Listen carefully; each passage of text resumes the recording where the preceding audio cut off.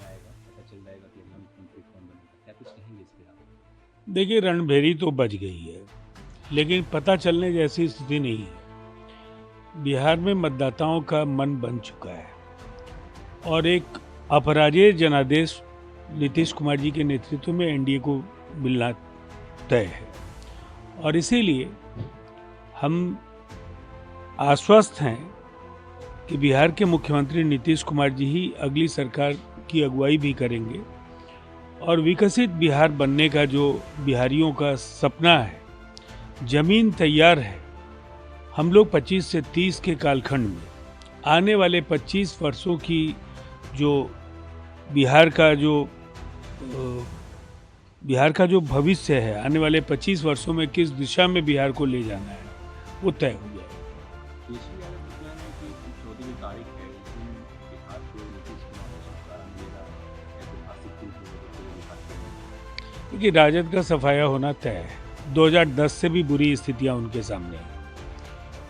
एक तरफ परिवार के अंदर का अंतर्कलह, महागठबंधन के साथियों में काफ़ी अच्छा सामंजस्य नहीं है और तेजस्वी यादव की स्वीकार्यता को लेकर के भी सवाल खड़े होते हैं कि एक तरफ बिहार के आधुनिक बिहार के विश्वकर्मा के तौर पर नीतीश कुमार जी ने जिस तरह से बिहार को संवारा और सजाया है और उनके नेतृत्व में जनता का भरोसा पिछले 20 वर्षों में रहा है, ये भरोसा लगातार जारी है और प्रो इनकम्बेंसी नीतीश लहर है बिहार में।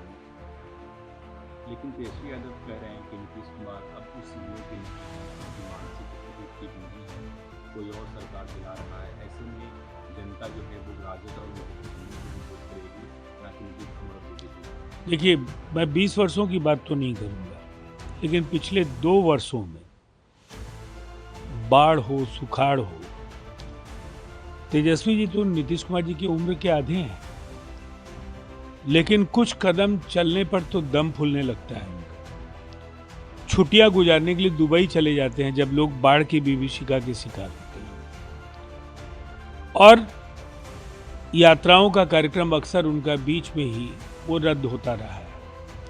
कौन कितना मेहनत करता है और कौन कितना सेहतमंद है, ये अभी लगातार मुख्यमंत्री जी बिहार के अलग अलग जिलों में जो कार्यकर्ताओं के साथ और जनता के साथ जो संवाद कर रहे हैं, आधे घंटे से 1 घंटे तक धारा प्रवाह, सरकार की उपलब्धियां और जो विपक्ष की कमजोरियां हैं उस पर वो बातें कर रहे हैं। तो जनता ने मन बना लिया। अब तेजस्वी जी को विपक्ष के नेता हैं तो कुछ तो कहना है, लेकिन उनकी स्थिति बहुत ही चिंताजनक है। 2010 से भी बुरी स्थितियों का शिकार राष्ट्रीय जनता दल और उनके साथी होने जा रहे हैं। कल पटना को मेट्रो मिला, क्रिकेट स्टेडियम मिला बिहार को, जिसको लेकर के केशव यादव ने कहा कि ये सब होते रहता है, चुनाव है इसलिए ये सब ज़्यादा देखने को मिल रहा है। चुनाव नहीं होता तो देखिए, 4 स्टेडियम साल में तो हुआ ही नहीं। नहीं, ये स्टेडियम एक दिन में तो नहीं बन गया है और ये मेट्रो की परियोजना भी पटना के नागरिकों को आज एक दिन में तो नहीं मिल रही है। ये कोई अलादीन का चिराग नहीं है कि आधारभूत संरचना के इतने बड़े बड़े कार्य सीधे एक दिन में पूरे हो जाएं। इनके लिए वर्षों की साधना है। राज्य सरकार के कर्मचारियों और नेतृत्वकर्ता के तौर पर नीतीश कुमार जी ने जनता से जो भी वायदे किए उससे ज़्यादा आगे बढ़ कर के उन्होंने काम किए हैं और ये हर क्षेत्र में नौकरियों, रोजगार, 50 लाख नौकरियां और रोजगार बिहार में दी गई। जो सड़कों का जाल बिछा है और अब जो बिहार को मिलने जा रहा है, अब 1,85,000 करोड़ की निर्माणाधीन परियोजनाएं हैं, एक्सप्रेसवेज और हाईवेज की। पूरी तरह से बिहार बदलाव के एक बड़े मुहाने पर खड़ा है और जिस तरह से हर घर बिजली और लगभग 2 करोड़ महिलाएं, हो सकता है उससे ज़्यादा भी संख्या हो, जिनके अकाउंट में 10,000 रुपये जा रहे हैं और 6 महीने बाद 2 लाख रुपए तक की राशि भी उन्हें दी जाएगी। ये जो बड़े फैसले हैं, ये कालजयी निर्णय है, युगांतकारी निर्णय है। इन निर्णयों का मुकाबला करने में विपक्ष एकदम चुनाव शुरू होने के पहले ही ढेर हो चुका है। शेयरिंग में कहाँ का जो तालमेल है वो दिख नहीं रहा है, इनके में कहाँ फंसा हुआ है। बड़े भाई के रूप में कौन रहेगा, क्या जदयू रहेगी, बीजेपी रहेगी, चिराग देखिए बड़े पासवान भाई, नाराज चल रहे हैं, जो फोन कॉल्स नहीं उठा रहे हैं, जो खबरें कर रहे हैं। इधर जीतन राम मांझी भी अच्छे से रिस्पॉन्ड नहीं कर रहे हैं, उनको भी ज़्यादा सीटें चल रही हैं। इस पे क्या कहेंगे, कब तक वो जो तस्वीर है सीट शेयरिंग का वो क्लियर हो जाएगा? कहीं भी ऐसे बेबुनियाद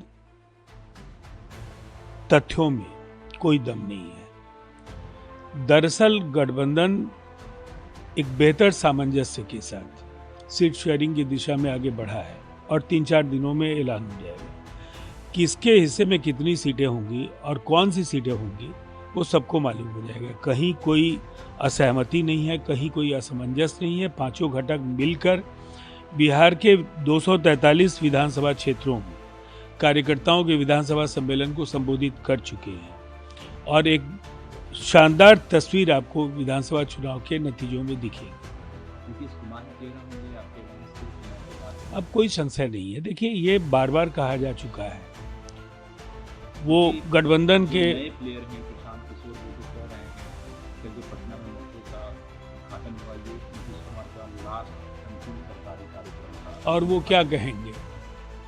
आप अगर उन्होंने अपनी राजनीतिक दुकान खोल ली है, मैं उन्हें दुकान इसलिए कहता हूं कि इसके पहले भी वो खरीद फरोख्त ही अपने सुझावों का, अपने आइडियाज़ का करते रहे हैं। एक नेतृत्वकर्ता के तौर पर बिहार को उनसे कुछ भी हासिल नहीं हुआ है। वो तो कह रहे हैं बिहार में बदलाव होगा, लोग शिक्षा और रोजगार के लिए वोट करेंगे, ना कि जदयू बीजेपी और राजद कांग्रेस के लिए करेंगे। देखिए बिहार में तो 1 करोड़ रोजगार और नौकरियों का कैबिनेट ने फैसला लिया है। 50 लाख नौकरियां और रोजगार दिए जा चुके हैं। 2 करोड़ से ज़्यादा महिलाएं उद्यमी बनने जा रही हैं। बिहार से न कोई बाहर जा रहा है नौकरियों के लिए और न बिहार को लेकर के उन्हें चिंता करने की ज़रूरत है, इसलिए कि बिहार को प्रशांत किशोर जैसे पार्ट टाइम पॉलिटिशियंस की ज़रूरत नहीं है।